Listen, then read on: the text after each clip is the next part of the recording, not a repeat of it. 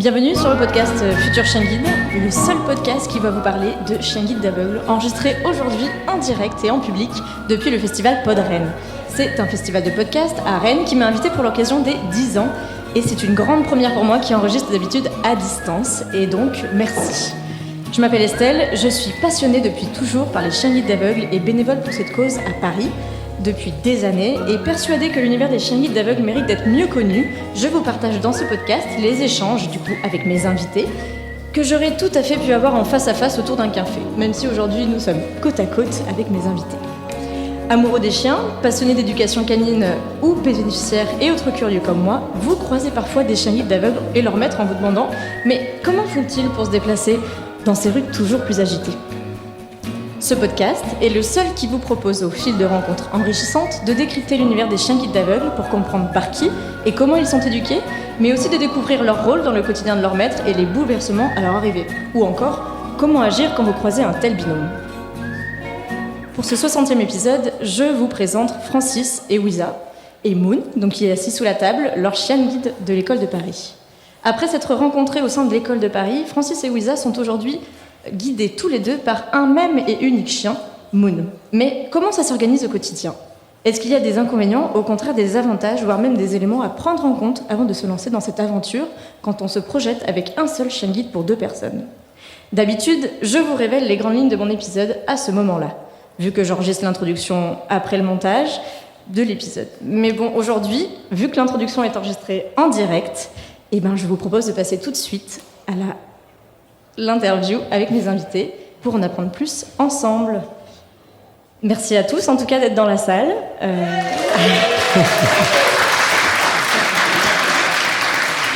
Nous sommes donc en présence de nombreux podcasteurs. Nous sommes aussi en présence d'une de mes invitées que je souhaite remercier, donc Anaïs, que j'ai eue en stage, en plus professionnellement du côté des chèvres, qui est donc mon invitée. Écoutez l'épisode 35 si vous voulez en savoir plus sur son parcours avec Mozart, le beau Saint-Pierre qui est à ses pieds.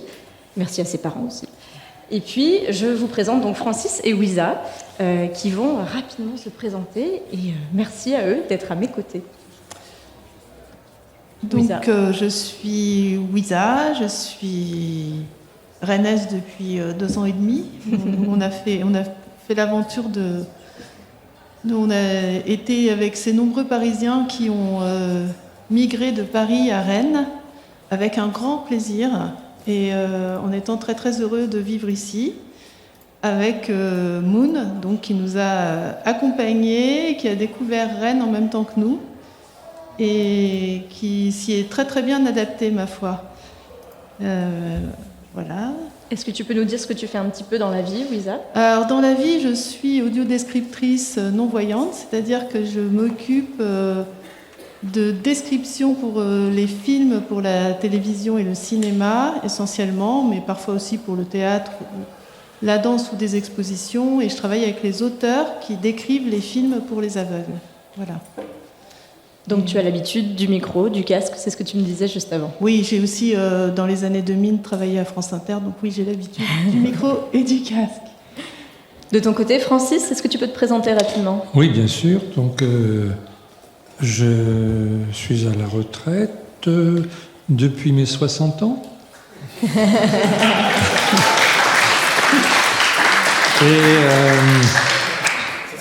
Et j'étais enseignant, j'ai aussi une activité associative dans le domaine de la déficience visuelle depuis pas mal d'années. Je me suis intéressé en particulier au domaine culturel en créant il y a une vingtaine d'années une première bibliothèque numérique destinée à ce public pour qui l'accès aux livres était quelque chose de compliqué. Et puis, depuis une dizaine d'années, j'ai appris à connaître les chiens guides. C'était la condition sine qua non d'un rapprochement durable avec Wiza. Et c'est vrai que c'était tout à fait étonnant, cette affaire d'arriver à Rennes, il y a 2 ans et demi. Aucun de nous 3 ne connaissait Rennes. Et avec un petit peu de GPS vocal, on a très vite appris à connaître la ville, en tout cas le centre-ville et le centre historique. Et à partir de là, Moon a très bien réagi, c'est-à-dire que les indications, on les lui donnait pour aller quelque part, Et pour revenir de ce quelque part, il suffit toujours de dire à Moon, maintenant tu nous ramènes à la maison. Et elle nous ramène à la maison. Voilà. Bien entendu, par un itinéraire qu'elle choisit elle-même. Ça, c'est la classe d'être guidé par un chien guide. Justement, dans votre vie à tous les deux, avant de vous croiser dans cette école des chiens guides à Paris, comment ça s'est passé du côté de la déficience? C'est quelque chose que vous avez depuis la naissance ou ça a évolué? Comment votre vision c'est... Alors moi, j'étais très très malvoyante de naissance et j'ai toujours, pas enfant jusqu'à 16 ans, mais après j'ai circulé avec une canne blanche. Et vers 28 ans, j'ai décidé de demander un chien guide. Et donc, Moon est mon 4e chien guide. Voilà, donc c'est une longue histoire avec les chiens guides de quasiment 30 ans, en fait. Puisque je suis encore très jeune et très loin de la retraite, puisque j'ai 59 ans. Et Francis, de ton côté, comment ça a marché? Moi, c'est encore une plus longue histoire. J'étais voyant en fait à la naissance et avec la puberté est venue la maladie et j'ai perdu une grande partie de la vision à ce moment-là. Et à partir de 35 ans, je suis devenu non-voyant, aveugle, voilà. Depuis l'âge de 35 ans. Et comme je ne vous dirai pas mon âge aujourd'hui, ça fait quelques dizaines d'années. Du coup, tu avais d'abord pris la canne avant de te rapprocher des chiens guides, j'imagine. Oui, absolument. Mais non, mais le chien guide est venu à travers Ouisa. Pour tout dire, mais il ne faudra pas le répéter, j'étais un petit peu réservé à propos des chiens guides. Pourquoi? Parce que j'ai eu l'occasion d'en voir un certain nombre à l'Institut des jeunes aveugles et j'observais que ces chiens, j'ai trouvé un petit peu apathiques, j'ai trouvé un petit peu nounours endormis au pied de leur maître dans les salles de classe. Et ça ne me donnait pas une impression très, très, très heureuse. Et puis évidemment, j'ai découvert la face cachée de Moon, enfin de la Lune, je veux dire,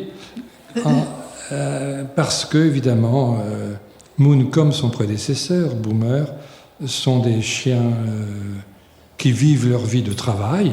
Alors, évidemment, c'est pas drôle de travailler, mais en dehors du travail, ils sont extraordinaires. Ils sont extraordinaires de vie, d'échange, d'écoute vis-à-vis des autres, que ce soit les chiens, les chats, les humains, les enfants. Les bébés qu'on entend. Et les bébés aussi. Voilà.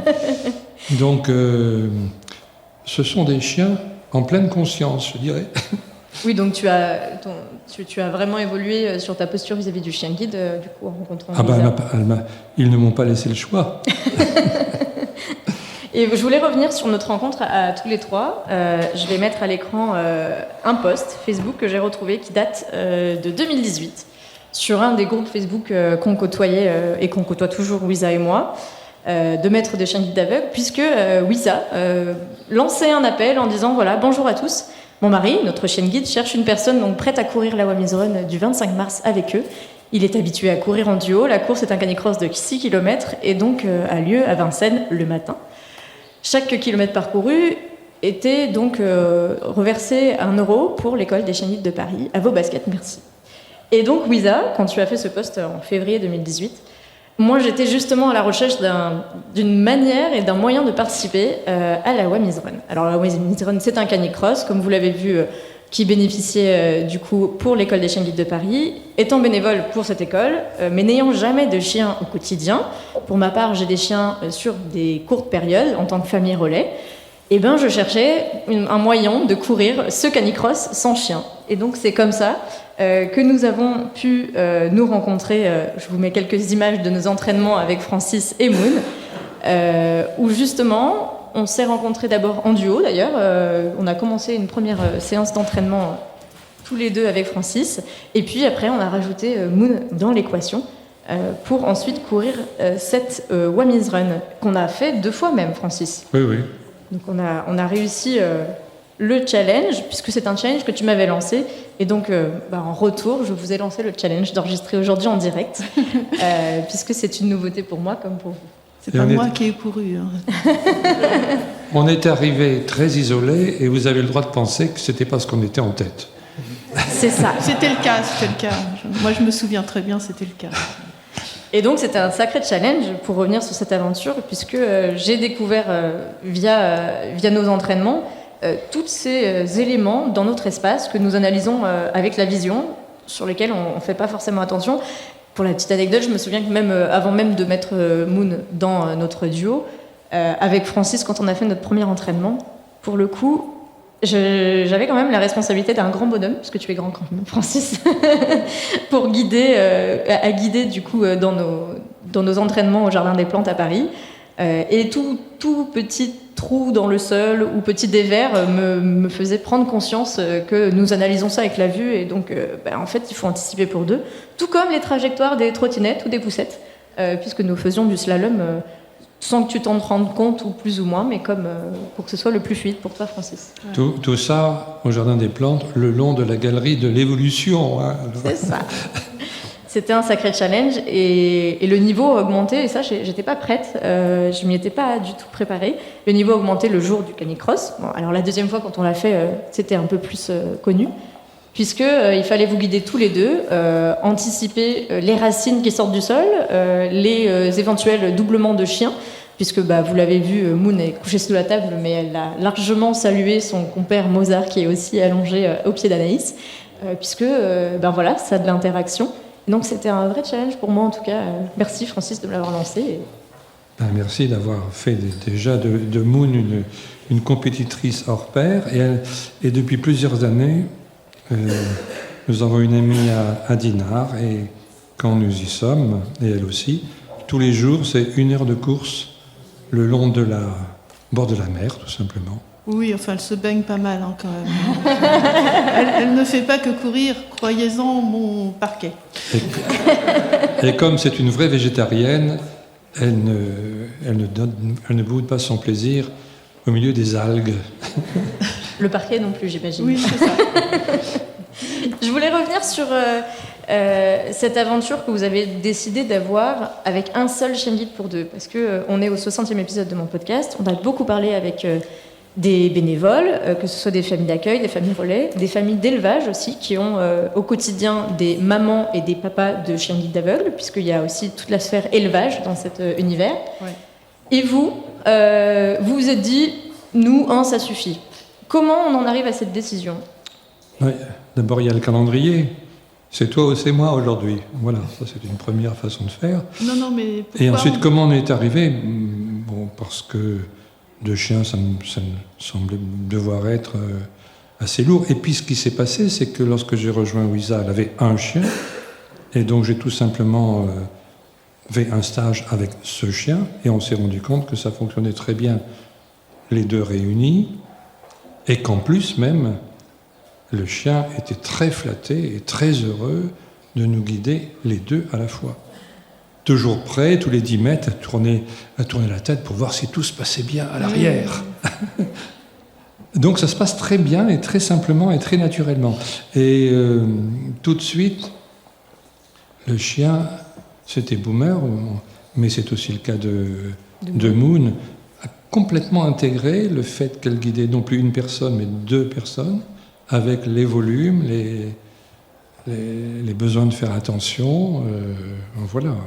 Et concrètement, Ouisa, du coup, qui a fait la demande de chien guide auprès de l'association ? Puisque, il faut le rappeler, pour certains novices dans la salle, et c'est aussi l'objet de cet enregistrement en public, ces chiens guides-là vous sont remis, donc Mozart c'est la même chose pour Anaïs, gratuitement par les écoles de chiens guides. Ils coûtent 25 000 € à éduquer. On fait tous un petit pas pour bénévolement y participer, et vous avez le loisir aussi de pouvoir le faire. Mais quand on fait une demande comme ça à une association de chiens guides, est-ce que c'est toi, Ouisa, qui a fait la demande ? Est-ce que vous avez présenté un dossier commun ? Nous avons présenté un dossier commun. Mon chien précédent m'avait donc été donné à titre personnel, puisque j'étais encore seule dans la vie à cette époque. Et ensuite, Francis et lui se sont adoptés. Et l'éducatrice a fait un petit stage à Francis pour qu'il puisse le guider. Mais à l'école de Paris, pour Moon, nous avons fait un dossier commun. Et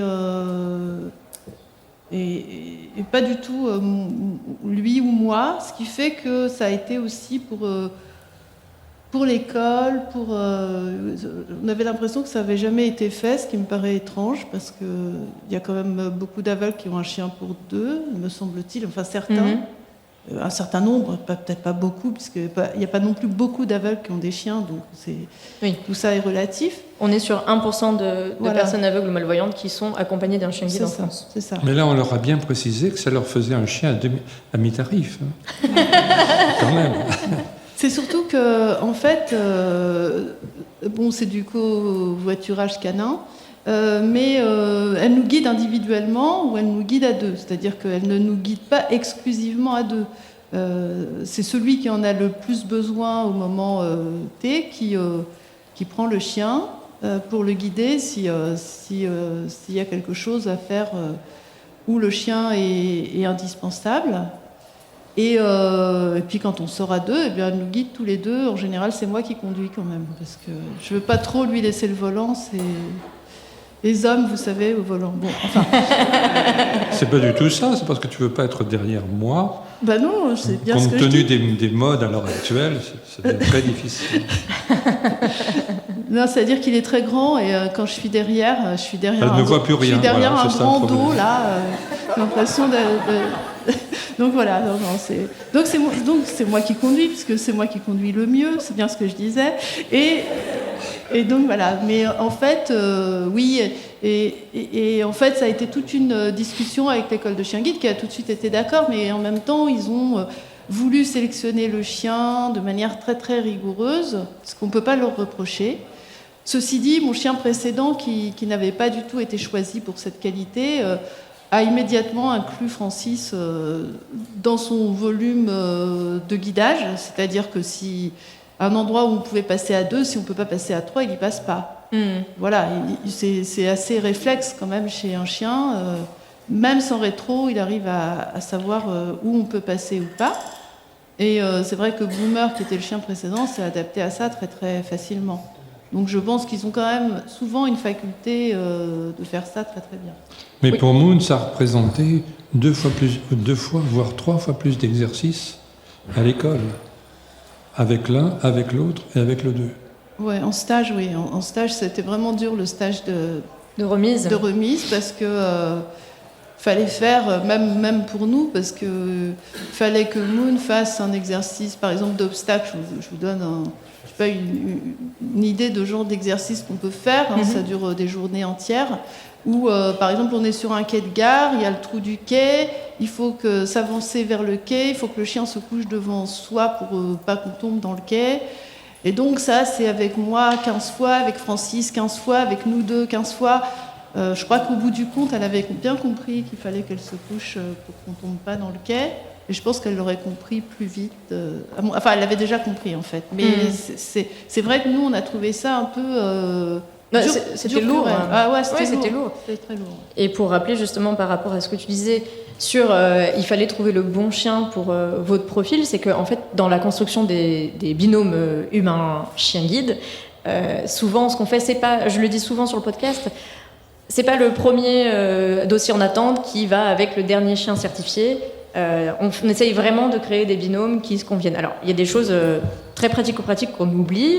Déjà, il y a la hauteur au garrot du chien et la grandeur, comme tu le disais, Wiza, de la personne. Si on a un chien, alors c'est tous à peu près des labradors, des golden retrievers, des croisements des deux, des bergers allemands, des bergers blancs suisses, qui sont des bergers allemands tout blancs, ou des beaux Saint-Pierre, comme on le voit du côté de la Fondation Frédéric Gaillan, comme Mozart qui est dans la salle. C'est des chiens qui sont très grands parce qu'on a besoin d'avoir un harnais de guidage sur leur dos. Alors c'est pas de la traction. Tu disais que c'était du covoiturage, mais c'est pas. Non, il n'y a pas de moteur. Moon ne vous tracte pas. Non. Elle vous guide. C'est vraiment juste une tension simple entre vous qui vous permet de repérer ces mouvements tout simplement. Oui, en fait, le harnais sert à ça. Le harnais sert à sentir les mouvements de ses épaules, de savoir si elle monte ou si elle descend une marche, si elle tourne, si elle va plutôt vers la droite ou vers la gauche, et surtout. Ce qui compte aussi beaucoup dans le choix du chien, indépendamment de sa beauté absolue, puisque c'est évidemment notre chienne qui est la plus jolie, c'est le rythme de marche. C'est ce que j'allais dire. Voilà. C'est très important parce qu'il y a des chiens qui sont plus ou moins rapides, plus ou moins énergiques, qui tirent plus ou moins au harnais. Et ce qu'il faut, c'est trouver le bon équilibre. Et c'est vrai que quand on est 2 personnes, par exemple, moi j'ai eu auparavant un berger australien qui est un petit chien. C'est évident qu'avec Francis en duo, on ne peut pas avoir un berger australien. Ou alors il faudra un harnais avec Rehaussé, rallongé de je ne sais pas combien. Et puis il serait trop léger aussi pour Francis. C'est pas qu'il nous tire, hein, mais malgré tout, il faut qu'il y ait une tension quand même légère, une connexion. Et si le chien est trop léger par rapport au maître ou trop petit, il y a une disproportion qui quand on circule, quand on circule sur un trottoir qui est libre, ça fait rien, mais quand on circule dans une foule, comme ça arrive parfois aux heures de pointe dans les métros parisiens ou sur les trottoirs de Rennes un samedi après-midi, eh bien, c'est important que le chien et que le maître soient proportionnés parce que ça permet de passer... Voilà, que le chien ne soit pas ballotté dans la foule. Moi, je trouvais que mon petit berger australien, qui était très, très intelligent, très sympa, et surtout un très, très bon guide, comme ils le sont tous d'ailleurs, je trouvais qu'il en prenait quand même plein la tête, parce qu'il était quand même très léger. Il se faisait beaucoup bousculer, voilà. Alors que Labrador ou le Boomer qu'on a eu avant, qui était un grand chien... costaud sur ses bien ancré au sol, je peux dire que les gens, c'est eux qui bougeaient, pas lui. Voilà. C'est sûr que tu parlais du stage. Le stage du remise, c'est un moment assez charnière, puisque du coup, c'est la transition et c'est l'attribution du chien. Alors, bien sûr, il y a eu des essais déjà avant. Hein. C'est pas lors du stage qu'on rencontre le chien. Il y a eu des essais. Il y a parfois des week-ends où le chien va dans votre famille en étant un simple chien de compagnie, entre guillemets, où il n'a pas la compétence de guidage. Et pour le coup, le stage de remise, c'est vraiment apprendre à se connaître. Donc, on remet le chien à son bénéficiaire ou à ses bénéficiaires. C'est ce qui a fait la différence ici. Et justement, on fait plein d'exercices en présence de l'éducateur, en présence de l'instructeur de locomotion aussi, qui vous a appris à bien vous diriger du coup dans les rues. Et il faut que tout le monde se comprenne. Donc c'est vrai que c'est pas forcément évident. Il y a une question dans la salle, on va la prendre à ce moment-là, il n'y a pas de souci. Juste pour vous avez parlé plusieurs fois du prix d'éducation du chien. Oui. Et je veux savoir, c'est entièrement le financement, c'est entièrement dans l'associatif ou c'est quelque chose de l'État et de la sécurité sociale en fait. Alors on passera sur une phase de questions juste après, mais il n'y a pas de souci, je l'ai pas précisé, c'est normal. Mais en tout cas, oui, pour répondre à cette question maintenant, et on prendra les autres ensuite, c'est uniquement sur du don, c'est uniquement de l'associatif, la sécurité sociale, où il n'y a pas d'indemnité, il y a juste dans le cadre de... il y a juste un peu d'aide sur les croquettes mensuelles, mais c'est vraiment pas grand-chose. Enfin, je pense que Wiza... Oui, ça c'est dans la PCH. Oui, mais dans les aides... Dans les aides à l'aide animalière. À l'aide animalière, donc c'est dans les aides que peuvent percevoir les personnes handicapées. Sinon, non, c'est 25 000 €. Alors, ça paraît énorme et on se dit qu'est-ce qui fait le prix. Déjà, il y a le chiot, qui, même s'il est élevé au sein de l'école de chien guide, ça a un coût. Il y a toute l'éducation, il y a les croquettes, les soins vétérinaires, les vaccins et les éducateurs. Donc, moi, je ne suis pas éducatrice, je suis bénévole pour les chiens guides. Donc, moi, je donne de mon temps et parfois de mon argent aussi. Mais dans le cadre de bénévolat, du coup, j'accueille le chien. Par contre, les éducateurs qui ont fait la remise au sein de l'association à Paris sont des salariés de cette association. Et du coup, pour avoir un petit aperçu, les éducateurs, ils éduquent pendant 6 mois seulement 3 chiens guides. Un éducateur, 6 mois, 3 chiens guides. Donc en gros, ça fait 6 chiens guides par an. Et ben voilà, vous essayez d'estimer un salarié. Donc ça fait un petit peu de coût, en plus de tous les frais annexes qui peuvent être aussi l'accueil des personnes dans les stages de remise.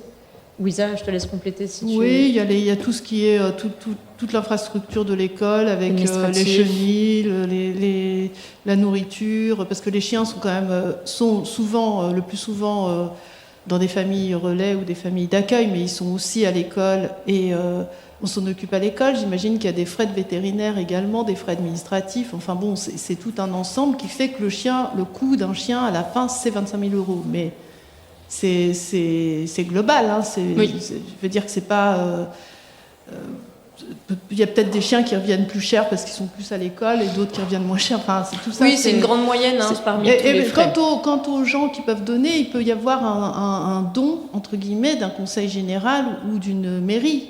quand on dit qu'il n'y a pas d'aide de l'État, ça peut être aussi des Rotary Club ou des Lions Club, du mécénat, des legs aussi, d'entreprises, des legs individuels. Voilà, enfin bon, il peut y avoir de tout en don pour les associations. Voilà. Mais en effet, c'est gratuit pour la personne déficiente visuelle à qui on n'interdit pas du tout de faire un don à l'école. On incite un petit peu des fois. Après, dans votre histoire, là, je me demandais justement si il y avait des avantages, vous y voyez des avantages ou des inconvénients à avoir un chien guide pour deux. Parce que, comme tu le disais, il n'y a pas beaucoup, Wiza, de personnes déficientes visuelles qui font vraiment la démarche à deux. Parfois, en fait, ce qui se passe, c'est qu'il y en a un qui a un chien guide et l'autre vient se greffer, mais le chien guide n'a pas forcément été éduqué et prévu pour deux. Pour vous, au quotidien, Francis, Wiza, est-ce qu'il y a des avantages, des inconvénients ? Des avantages, ils font pas de bruit quand ils jouent dans la maison. Non, la vraie question que nous nous sommes posée, c'est au moment du départ à la retraite, est-ce qu'on garde le chien qui part à la retraite avec un nouveau chien? Voilà. Ça, c'est une question que nous n'avons toujours pas résolue. En tout cas, pour Boomer, on l'a résolu puisqu'on l'a mis à la retraite chez quelqu'un. Mais non, les avantages, pourquoi on n'a pas de chien pour deux? D'abord parce que c'est plus dans des choses de logistique. C'est pas tellement parce que deux chiens, on a la chance d'être bien logés, enfin d'avoir un bel appartement. Donc il pourrait y avoir deux chiens sans que ça pose de vrais problèmes. En revanche, prendre le TGV, nous on n'utilise que les transports en commun. Donc ça veut dire que dans le bus, dans le TGV, tout ça, avoir deux chiens, déjà un chien, il faut déjà bien se défendre pour que personne ne râle. Je ne vous parle pas de prendre un taxi, on serait avec deux chiens. Et je pense qu'il y a vraiment une histoire de logistique parce que ce serait juste très compliqué. C'est des grands chiens qui prennent beaucoup de place, qui sont super sages, mais qui quand même sont... Et puis c'est une chose d'aller dîner chez des amis avec un chien, de dire j'arrive avec mes deux labradors. Déjà, je pense que même si on nous adore, mais... Je pense que ça poserait des problèmes. Parfois, pas tout le temps. Mais voilà. En plus, moi, j'ai un frère qui a aussi un chien guide, alors qu'il serait 3 chiens quand ils viennent. Enfin bon, c'est des histoires de logistique. Alors l'avantage, c'est qu'elle est toute seule et qu'on peut voyager léger, si j'ose dire. Et parce qu'on bouge pas mal. Après, l'inconvénient, c'est que quand il y en a un qui l'a, l'autre l'a pas. Mais en même temps, on est quand même très autonome. Quand tu parlais tout à l'heure de locomotion, nous, on n'a pas eu de formation à locomotion à l'école parce qu'on est des aveugles professionnels très vieux. Et donc, ça fait longtemps qu'on circule et à chien et à canne sans avoir besoin d'aide particulière, sauf il y a eu quelqu'un de la locomotion qui est venu quand on est quelques mois après qu'on soit arrivé à Rennes pour nous donner quelques repères dans la ville. Mais c'est tout. Sinon, pas pour apprendre à circuler avec le chien ou avec la canne. Et on n'a pas eu ça à l'école de Paris. On a eu juste les éducateurs. Et puis Moon, elle est seule et pas seule, parce que c'est tous les jours la balade sur la plage, et donc on joue avec les copains. Et oui. Les copains qu'on connaît depuis des années, donc ça se retrouve, ça joue, etc. Sachant qu'elle est en général évidemment la seule à être chien guide. Oui. Quand un chien guide rencontre un autre chien guide, ils se reconnaissent, ils échangent entre eux. Ah ouais. À mon avis, ils parlent de leur maître, mais moi je préfère pas savoir ce qu'ils se disent. Alors on a vu Momo et Mozart et Moon se sont rencontrés. Momo et Mo, du coup.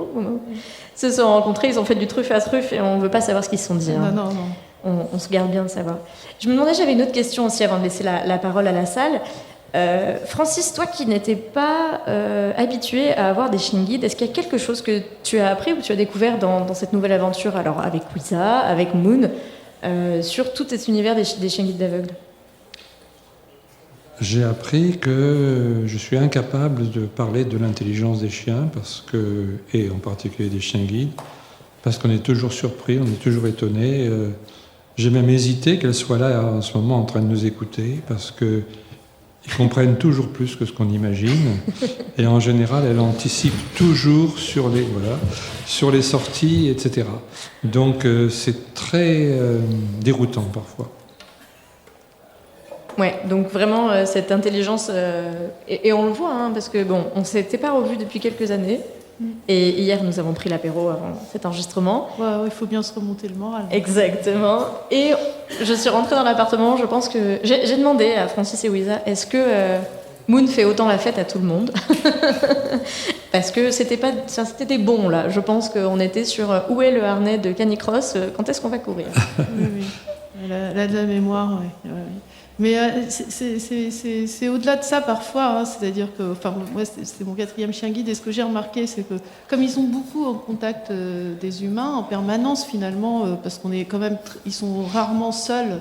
Ils restent pas à la maison tout seuls à attendre la fin du travail. Si on travaille et qu'on a un chien guide et qu'on est, on l'emmène au boulot. Moi j'ai des chiens qui ont fait des tournées théâtrales, on lui disait va dans ta loge, hop, il allait direct dans la loge. Enfin, bon, ils savent tout ça. Mais le truc, c'est que ils ont une espèce ils finissent par comprendre ce qu'on leur dit. Enfin, on a vraiment ce sentiment, hein, sans que ce soit,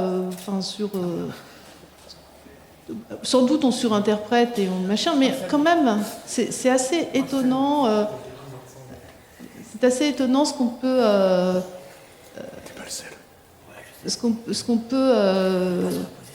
Moi, j'ai pris des chiens. Des fois, j'allais à des endroits où j'avais pas envie d'aller, et le chien, il me posait plusieurs fois la question. C'est-à-dire, il se retournait vers moi, l'air de dire est-ce que tu es sûr que tu veux y aller? Parce que ça se sent. Il savait que vraiment, c'était une galère pour moi d'aller là.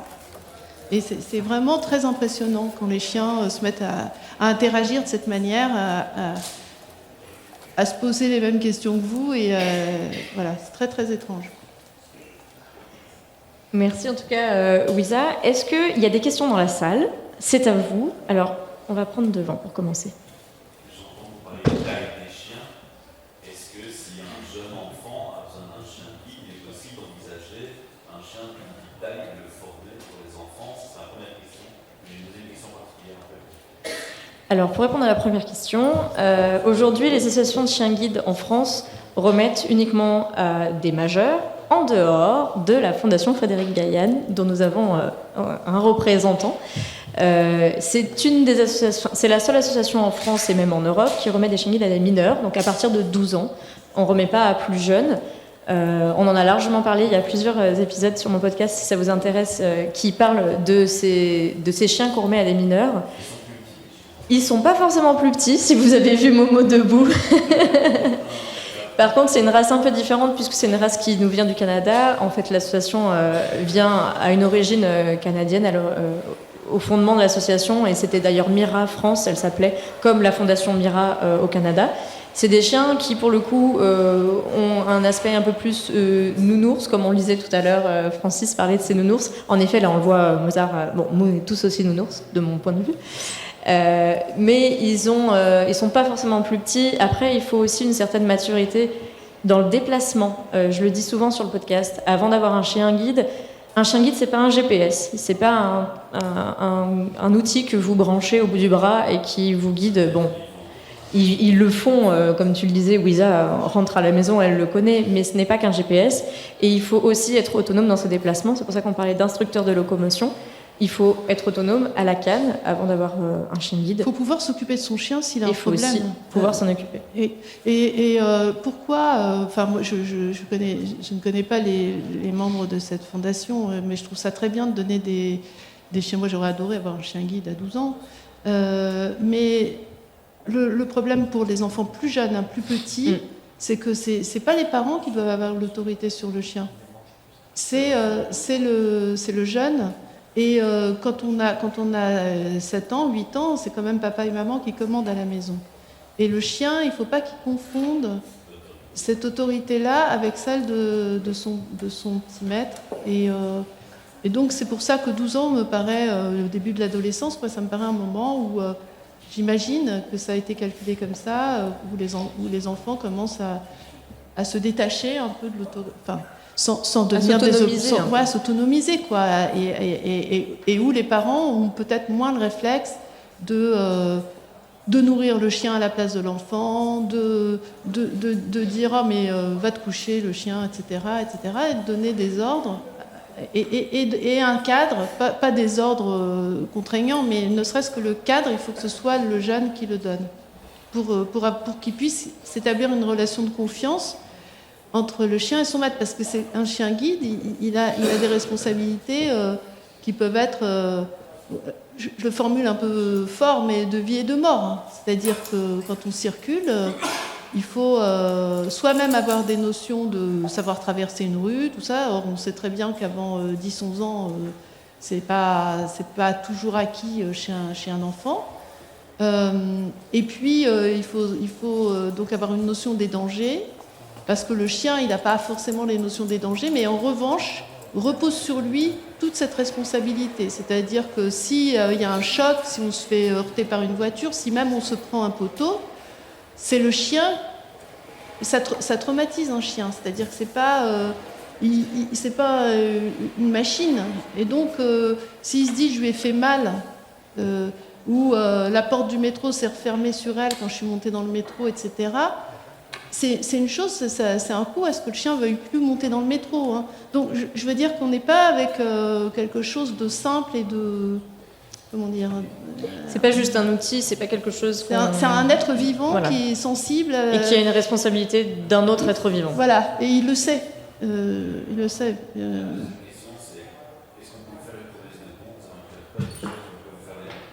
Alors, du coup, moi en tant que telle... Oui, alors le plus simple c'est de donner directement aux associations en France ou directement à la fédération des associations qui s'appelle la FFAC et qui soutient ce podcast, la Fédération française des associations de chiens guides, toujours très difficile à dire au micro. Et donc vous pouvez tout à fait faire un don sur la FFAC, un don régulier, un don FFAC, Fédération française des associations de chiens guides. C'est horrible à dire. Je vous assure que quand j'enregistre, je crois que je le dis plusieurs fois à chaque fois. Et j'articule. Et sinon, c'est vrai que voilà, vous pouvez largement donner de votre temps, si vous en avez aussi, en contactant l'association la plus proche. Alors, voilà. Et en Belgique, vous avez aussi des associations. Il y a pas de... Dans le monde, enfin moi en tout cas, j'essaie d'entretenir cet esprit qu'il n'y a pas de concurrence entre les différentes associations. Je vous ai dit, il y a 1% des déficients visuels qui ont un chien guide en France. Alors, certains n'en veulent pas. Hein. Vous pouvez écouter l'épisode 40 sur ce sujet-là avec la grande Laetitia Bernard, qui est aussi à France Inter, qui est déficiente visuelle et qui n'a pas de chien guide. On a osé faire cet épisode-là dans le podcast, sur les chiens guides, sans chien guide. Parce que c'est aussi une volonté. Il faut aussi se dire, et je le dis souvent dans les échanges que j'ai, que c'est pas un aveugle, un chien guide. Enfin, une personne a le droit de ne pas vouloir de chien guide, contrairement à ce qu'on peut, nous, voyants, se dire « Bah non, mais la meilleure chose pour toi, c'est un chien guide ». Oui et non. Bah, faut aimer les chiens, déjà. Voilà. Je veux dire, il faut avoir envie d'une relation à un chien. Faut pas détester les poils.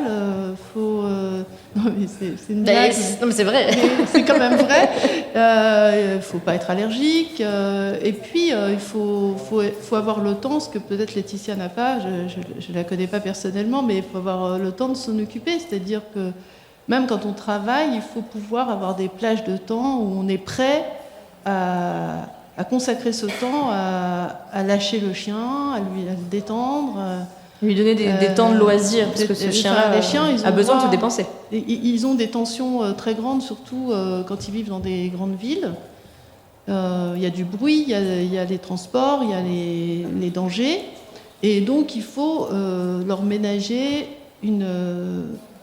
des temps de détente et de chien, juste je joue, juste je ramène des balles, juste je me baigne, je nage, voilà. C'est très important pour et leur santé et surtout leur santé psychique, quoi. Et puis, il peut aussi y avoir des gens qui ont des chiens guides dans leur vie et qui ne renouvellent pas forcément l'expérience. Je sais qu'on a beaucoup parlé avec Fabienne Austin, qui est dans l'épisode 15 où on avait parlé de la mise à la retraite de son chien. On en a parlé, de cette question de la retraite. On va pas la traiter ici, sinon je pense qu'il n'y aura pas d'épisode après notre enregistrement. Mais c'est aussi quelque chose... voilà, le chien guide, c'est une aventure qu'on peut avoir sur 10 ans. Et c'est pas parce qu'on a eu un chien guide une fois dans sa vie qu'on peut aussi... qu'on en a forcément pour toute sa vie. C'est un choix et il y a certains moments dans la vie où le déficient visuel a pris plus de confiance, a d'autres projets. Dans le cas de Fabienne, elle déménage sûrement dans une île, elle veut pas forcément dans les dom-toms assumer un chien tout de suite. Enfin voilà, il y a vraiment beaucoup de questions dans ce cas-là. Il y avait une deuxième question dans la salle. Oui. Déjà, merci beaucoup pour ce podcast et pour votre témoignage. C'est super intéressant.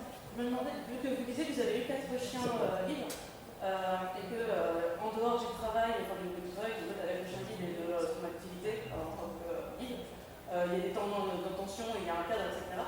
Émotionnellement, comment ça se passe pour réussir à passer d'un chien guide à un autre? Et est-ce qu'il n'y a pas au niveau des sensations et des émotions, c'est pas dur de devoir passer d'un chien guide à un autre? Alors, est-ce que émotionnellement, Wiza, ça a été compliqué d'avoir ces 4 histoires avec 4 chiens guides? Oui. Oui, bah c'est très compliqué. Alors, j'ai eu de la chance, mon premier chien guide, il est parti à la retraite, parce qu'on met les chiens à la retraite vers 10 ans, parce qu'ils en ont marre de bosser, qu'on le sent. De toute façon, ils le disent, hein, ça va, c'est bon, j'ai plus envie de travailler. J'ai envie de faire pipi sur tout ce qui bouge, j'ai plus du tout envie de travailler. Ils savent très bien l'exprimer. Bon, la chance que j'ai eue, j'étais encore jeune à l'époque, c'est que c'est mes parents qui ont pris à la retraite mon premier chien guide. Ce qui fait que j'ai eu le deuxième, mais comme je voyais toujours le premier régulièrement, ça s'est émotionnellement plutôt bien passé.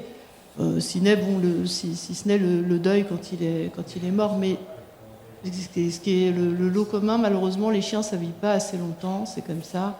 Et on est obligé d'assumer ces deuils qui sont pas toujours simples.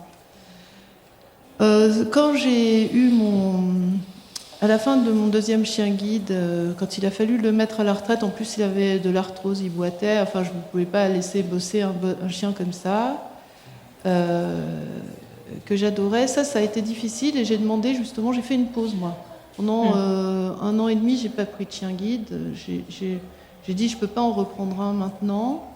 On lui a trouvé une famille, une dame chez qui il était super bien, qu'il a tout de suite adopté et donc j'étais contente pour lui, mais vraiment moi je me sentais pas de prendre un chien guide tout de suite. Et comme j'étais dans une petite école de chien guide où l'éducatrice, on se connaissait bien, puis elle était très réceptive, alors le jour où j'ai dit j'en prendrais bien un, j'en ai eu un très très rapidement, le troisième. Et lui, ça a été aussi compliqué de s'en séparer. En plus, Francis a vécu ça aussi. En plus, les chiens, ils savent qu'ils partent à la retraite. Je ne sais pas comment. Voilà, c'est ce que je disais. Mon premier chien guide, quand il est parti à la retraite, j'étais allée en week-end chez mes parents. J'avais dit, je vais le laisser. Puis comme l'autre arrive la semaine prochaine, voilà. Quand je suis partie, j'ai mis mes chaussures, j'ai mis mon manteau pour partir, et bien mon chien est resté couché sur le canapé à côté de mon père. Et il n'a pas demandé à venir avec moi, ce qu'il ne faisait jamais. Hein. Si je partais, il savait. Et bien là, il savait qu'il ne partait pas. Et ça, je ne sais pas comment il l'a su, mais il le savait. Après, le troisième chien guide, la famille chez qui on l'a mis, on nous avait invités à déjeuner. Mon chien était les 2 pattes autour de ma cheville. C'est-à-dire, il le faisait jamais. Il avait entouré ses 2 pattes autour de ma cheville et il est resté collé à moi pendant tout le temps où on a déjeuné. Et après, on ne l'a plus jamais revu parce que cette famille n'a pas été loyale dans ça. Bon, et donc ça a été très très dur comme séparation. Nous adorions ce chien et maintenant il est mort et voilà. Et puis Moon, eh bien écoutez, on n'a pas envie trop d'y penser. Malgré tout, il y a quelqu'un qui voudrait la prendre à la retraite. On verra ce qu'il en sera. Et, normalement, c'est une voisine, alors il ne devrait pas être loin. On essaye de gérer comme ça, en essayant de continuer à voir le chien et de le présenter au chien suivant. Et en fait, les chiens, ça les dérange pas. Ils sont très contents qu'il y ait une succession, je crois. Mon premier chien guide, ma mère m'avait dit « Oh, mais sors avec ton chien. Il s'appelait Sabir, le premier. Mais il doit être malheureux que tu sortes toujours avec l'autre. Tu devrais peut-être voir peut-être qu'il a envie de sortir avec toi. » Alors, je dis « Ok. » Donc, je lui mets le harnais, je lui mets la laisse, tout ça, pas de problème. Il m'accompagne, il me guide jusqu'au portail de la maison. Et puis là, il n'a plus jamais voulu avancer. Je dis non mais attends, ça va pas, il y a un successeur. Moi, je ne suis plus là pour guider. Et je t'aime, mais va te promener, je te suis. Voilà. Ouais, les chiens font savoir en général. Et puis, ce que tu témoignes, Wiza, c'est vraiment très personnel. Il y a des déficients visuels, on en a beaucoup parlé sur le podcast.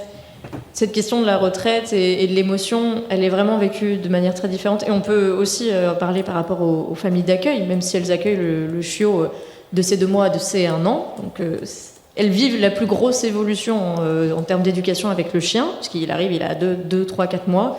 Il repart, il a 1 an, 1 an et demi. Mais il y a vraiment des personnes qui, pour le coup, souhaitent prendre du recul. Il y a des gens qui ne renouvellent pas l'expérience. Parce que c'est très difficile, hein. Je le dis souvent, on va le faire ce t-shirt. Oui, je vais pleurer quand il va partir. Oui. C'est sûr qu'il y en a qui vont enchaîner, à l'inverse. Je pense qu'on pourrait faire le parallèle, et ça me fait penser à ma collègue podcasteuse Solène de Friendship, de toutes ces amitiés qu'on peut avoir dans notre vie, puisque c'est une vraie relation qu'on a avec ces chiens-là. Si ce n'est qu'ils nous parlent sans qu'on les comprenne, ou plutôt on les comprend un peu trop bien des fois.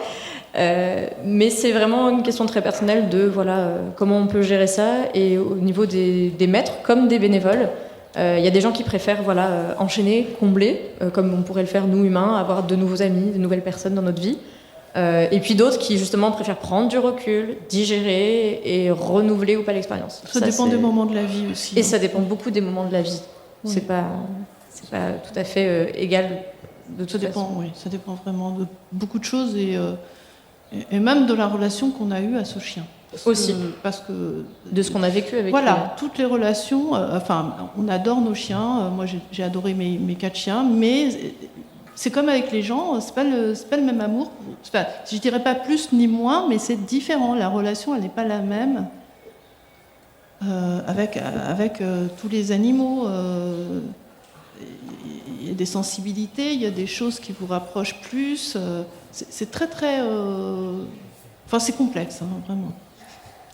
Est-ce qu'il y a d'autres questions ? Je vois que le temps file dans la salle. Oui.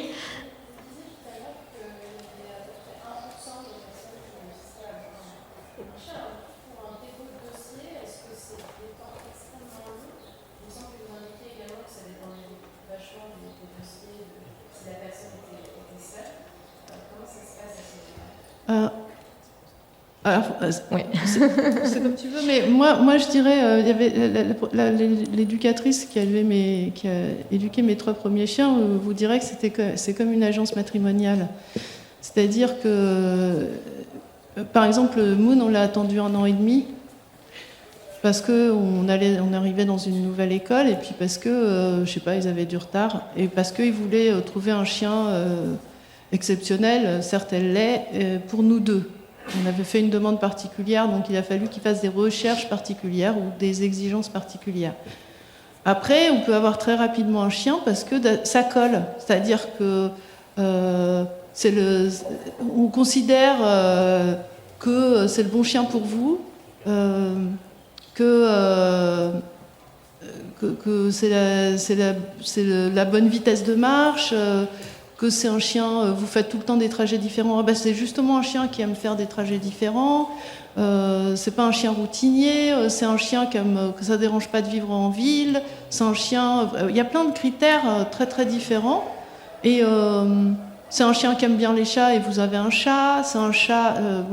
On n'a pas de chat nous, mais je veux dire par là que c'est un chat qui adore les enfants et on a 3 petits à la maison. Donc il y a plein de critères qui font qu'on peut vous mettre en binôme, vous attribuer, vous mettre en binôme avec ce chien. Et donc, s'il y a ce chien juste au moment, 3 mois après que vous ayez fait la demande, si ce chien existe et qu'il est là et qu'il n'est pas fait pour une vieille personne blanc et que vous êtes hyperactif ou que vous courez et que le chien aime courir, etc., eh ben c'est plus vous qui allez la voir que la personne qui va juste à la boulangerie, à la pharmacie. C'est vraiment une question de matching, en fait. C'est vraiment une question de matching entre les demandes. Et des fois aussi, quand la demande arrive auprès de l'association, le bénéficiaire a aussi du chemin à faire. Parce que là, tu disais, vous êtes des expérimentés, vous n'avez pas eu besoin de progresser du point de vue du guidage, etc. Et parfois, il se peut que aussi les bénéficiaires, quand ils posent leur dossier, il y ait des choses à voir dans leur vie de demande, dans leur quotidien, à se poser, et puis que parallèlement, le chien qu'on identifie vraiment pour cette personne est en cours de finalisation d'éducation. Donc en général, c'est quand même long. On est entre 1 et 2 ans, mais ça peut être 3 mois comme 3 ans. Et c'est ça qui est compliqué à vivre aussi, et notamment dans le cas de renouvellement. Ce passage obligatoire pour certains à la CAN, que certains choisissent et que certains subissent, j'ai envie de dire. Je suis désolée, je vais devoir couper un petit peu si on veut laisser la place au bestiaire des besties qui intervient juste après. Elles sont là et elles ont parlé de mon podcast dans le leur, ou sur Podcastorama. En tout cas, je leur fais merci, un petit clin d'œil. Je voulais lancer du coup la conclusion de ce podcast, vous dire merci. Et puis surtout, je voulais vous remercier parce que c'était mon premier enregistrement en public. Merci d'avoir été là. Merci à Anaïs. En tout cas, j'espère que c'est la fin de cet épisode et qu'il vous a plu. Je voulais remercier Francis et Wiza d'avoir relevé ce challenge, d'enregistrer en direct avec moi devant vous, c'est super public. Et parmi eux, merci à Anaïs et son chien guide Mozart, vraiment, d'avoir fait le déplacement. Ils ont été mes invités dans l'épisode 35, comme je vous le disais, et mes stagiaires du côté pro avec les éleveurs de chèvres. Longue vie à toi, Anaïs, et aux éleveurs de chèvres. Pour compléter votre écoute, vous pourrez retrouver des photos de Francis, Wiza et de Moon sur futurchienguide.fr et très bientôt la transcription intégrale de cet épisode. On essaye de le faire à chaque fois, c'est un gros boulot. Merci. Et n'oubliez pas de vous inscrire également à la newsletter mensuelle qui est envoyée chaque fin de mois ou début du mois selon les siestes et les sommeils de mon petit garçon. Pour ne rien manquer, du coup, vous trouverez le lien dans la description de l'épisode. Et je vous dis à très bientôt pour un prochain épisode sur l'univers méconnu des chiens guides d'aveugles. Merci Estelle.